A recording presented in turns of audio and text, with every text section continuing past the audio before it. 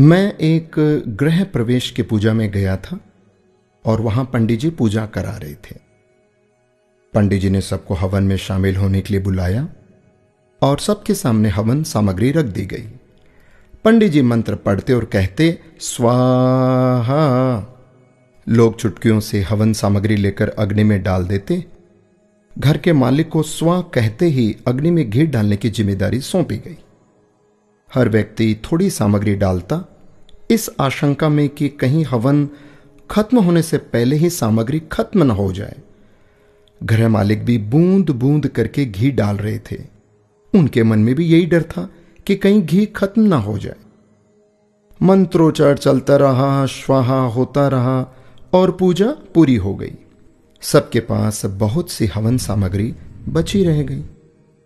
घी तो आधा से भी कम इस्तेमाल हुआ था।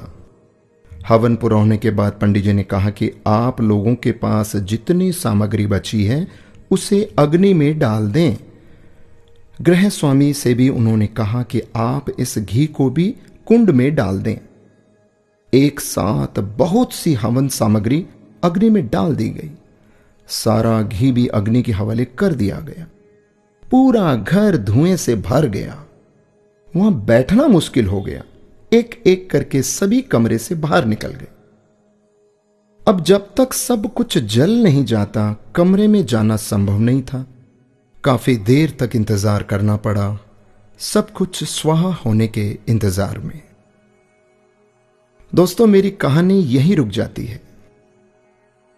उस पूजा में मौजूद हर व्यक्ति जानता था कि जितनी हवन सामग्री उसके पास है उसे हवन कुंड में ही डालना है, पर सभी ने उसे बचाए रखा कि आखिर में सामग्री काम आएगी या खत्म ना हो जाए। दोस्तों, ऐसा ही हम सब लोग करते हैं। यही हमारी फितरत है। हम अंत के लिए बहुत कुछ बचाए रखते हैं, जो अंत में जमीन, जायदाद, प्रॉपर्टी, बैंक बैलेंस, रुपया, पैसा, फलाना ढिकाना, ये जो इस रूप के भीतर में सब यहीं पड़ा रह जाता है।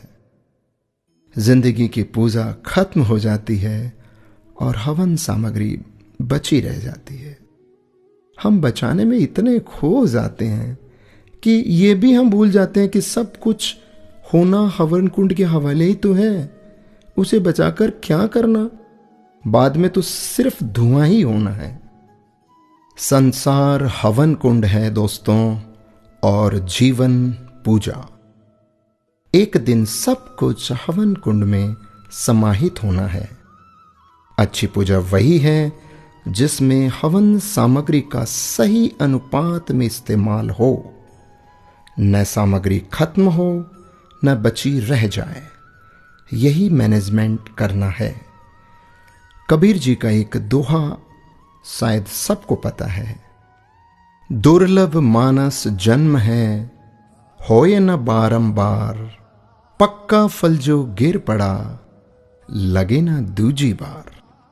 दोस्तों, ये मनुष्य जन्म बार बार नहीं मिलेगा, तो क्यों ना हम समय का, पैसों का, अपनी सोच का और अच्छे कार्य करके इसका सही सदुपयोग और इस्तेमाल करें। राधे राधे।